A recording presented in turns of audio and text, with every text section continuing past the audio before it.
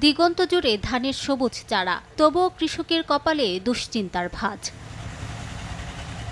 কৃষকরা জানান, জামালপুরের প্রায় ৯০% জমিতে বোরোর চারা রোপণ সম্পন্ন হয়েছে, অথচ ডিজেলের অভাবে অধিকাংশ কৃষকই পানি সেচ দিতে পারছেন না। তাদের দাবি, ফিলিং স্টেশন থেকে মাত্র ২ লিটার করে তেল দেয়া হচ্ছে, কিন্তু সেচ পাম্পে প্রতিদিন তেল প্রয়োজন হয় ১৫ থেকে ২০ লিটার। এছাড়া ১০২ টাকা লিটার ডিজেল ১২০ থেকে ১২৫ টাকায় কিনতে হচ্ছে। তেলের কারণে পানি দিতে পারতেছে না, জমিনগুলো সব শুকিয়ে গেছে গা। ২ লিটার তেল দিতে হয় না, মনে দিনে তেল লাগে আমার ১৫ থেকে ২০ লিটার মতো। পেটের খাবারই যোগামো না তেলই যোগাম না সারি যোগাম। বড় গাড়ি মনে করুন যে প্রতিদিন ৫০-৬০ লিটার তেলের দরকার, তেল বাদে সর্বোচ্চ ২০ লিটার ৩০ লিটার। যদিও স্থানীয় কৃষি কর্মকর্তা বলছেন, ডিজেলের যে পরিমাণ মজুত আছে তা দিয়ে চলতি বোরো মৌসুমে সেচের কাজ করা সম্ভব।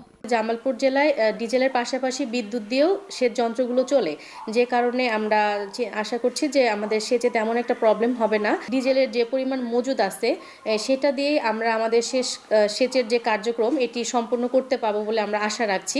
জেলায় ১,২৬,১৩২ হেক্টর জমিতে বোরো আবাদ করা হয়েছে, আর ৭ উপজেলায় ডিজেল চালিত গভীর নলকূপ ৩৬,০০০ এবং বিদ্যুৎ চালিত রয়েছে ১৯,৭০০টি। সময় সংবাদ, জামালপুর।